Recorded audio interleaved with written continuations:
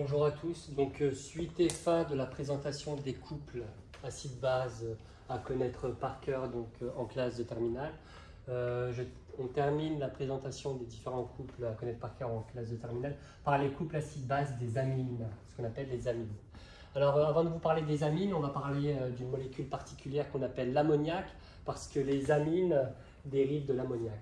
Alors, je ne vais pas faire tous les rappels, mais il est possible d'établir le schéma de Lewis de l'atome d'azote. Il est possible d'établir le schéma de Lewis de l'atome d'hydrogène, ce qui nous donne, pour le schéma de Lewis de la molécule d'ammoniac, ça nous donne ce type de schéma. Donc, un doublé non liant pour l'atome d'azote, un doublé non liant et 3 doublés liants. Alors, comment obtient-on des amines à partir de l'ammoniac? En fait, il suffit juste de retirer un atome d'hydrogène, 2 ou 3, selon que l'on veut une amine primaire, secondaire ou tertiaire.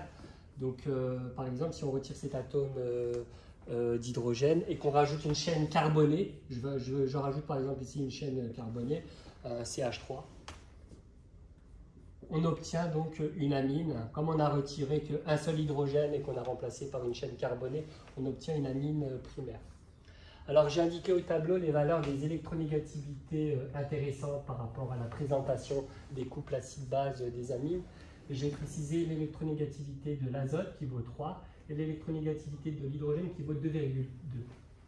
La différence d'électronégativité entre 3 et 2,2 est plus grande que 0,4, ce qui signifie que la liaison entre l'azote et l'hydrogène ici, elle est polarisée. L'atome d'azote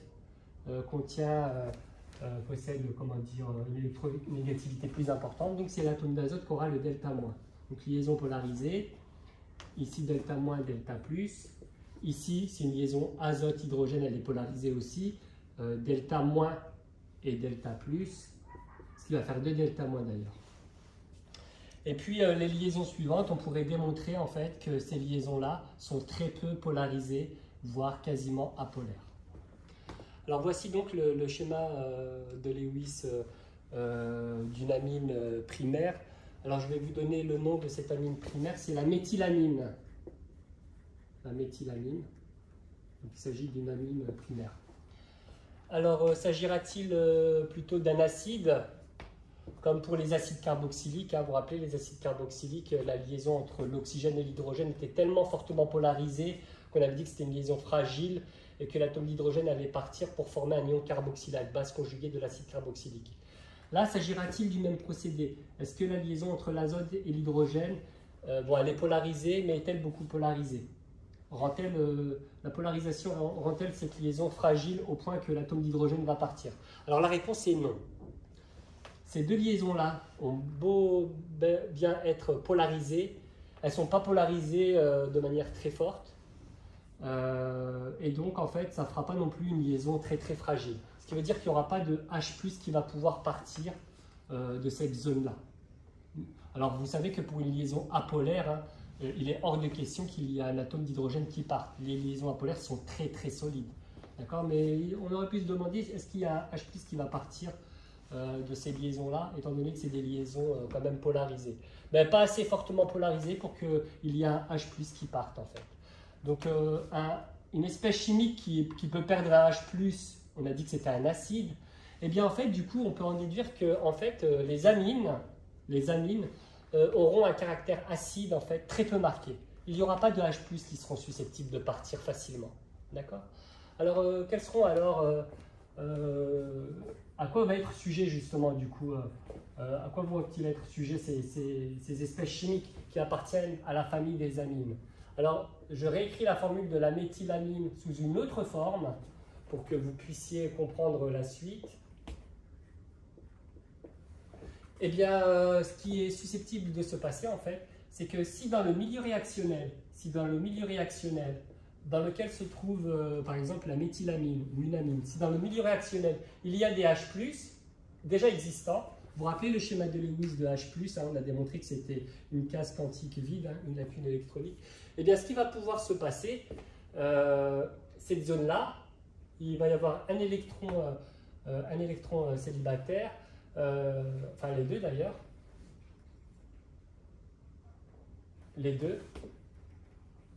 vont pouvoir aller capturer, vont pouvoir aller se diriger en fait, vont être attirés par une lacune électronique vide d'un H+. Donc il va y avoir la capture. Donc la méthylamine va être capable de capturer en fait, un H+, s'il existe un H+, qui est présent dans le milieu réactionnel.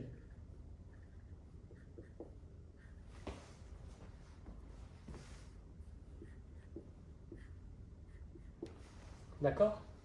Donc on retrouve ces deux liaisons-là qui étaient déjà existantes. Et puis les deux électrons célibataires qui étaient présents sur l'atome d'azote, on les retrouve ici. Ok? Donc voici ce qui risque de se passer. Donc s'il y a la méthylamine, si la méthylamine rencontre un H+ dans le milieu réactionnel, il va se former cette espèce chimique-là. Vérifions la règle de l'octet. Alors, tous les atomes vérifient la règle de l'octet, donc il n'y a pas de souci, ou la règle du Dewey. Vérifions au niveau charge électrique. Vérifions au niveau charge électrique. Alors ici, nous avions une espèce chimique neutre au départ, et ici, nous avions comment dire, une entité chimique chargée positivement. Donc, alors je vais probablement réécrire tout sur une même ligne.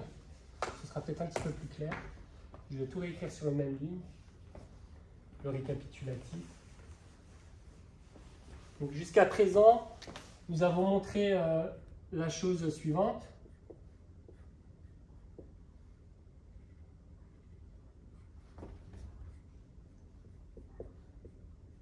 Je préfère reprendre et tout réécrire sur une même ligne.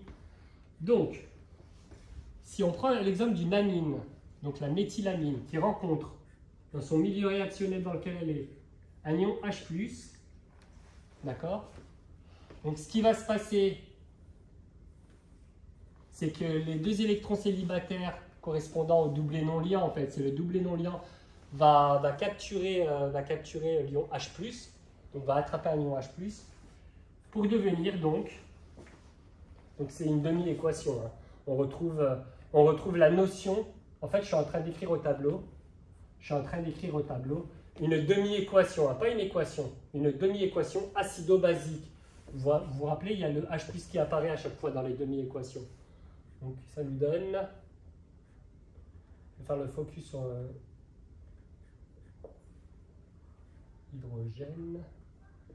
hydrogène. Voilà, donc vous pouvez vérifier la conservation des éléments chimiques, hein. Vérifier la conservation des éléments chimiques en nombre, elle est satisfaite. Et vérifions désormais les charges électriques globales. Hein, les charges électriques globales. Ici, c'est une espèce chimique neutre. Il s'agit d'une entité chimique neutre.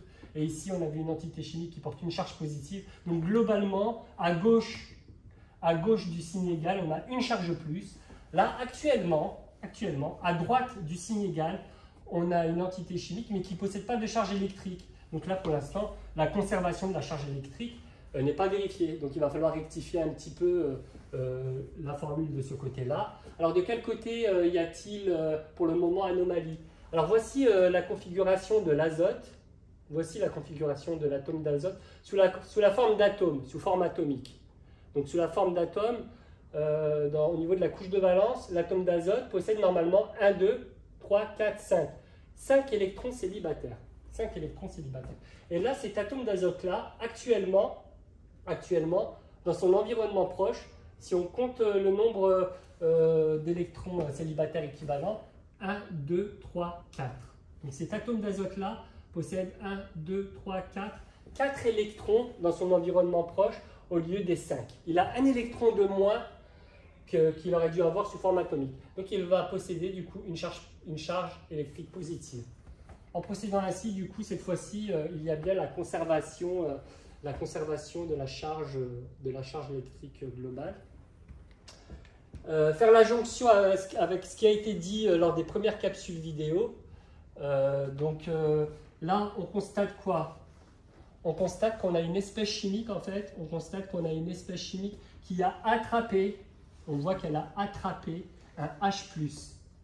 D'accord? Une espèce chimique qui est capable d'attraper un H+, donc pour devenir ce produit-là. Donc on a une entité chimique, donc une amine, la méthylamine qui a capturé, qui a attrapé un H+. On appelle ça une base, selon Brønsted. C'est une base. Donc, les amines, en fait, joueront le rôle de base, hein, très souvent. Pas le rôle d'acide, mais plutôt le rôle de base. Donc, une espèce chimique capable d'attraper un H+.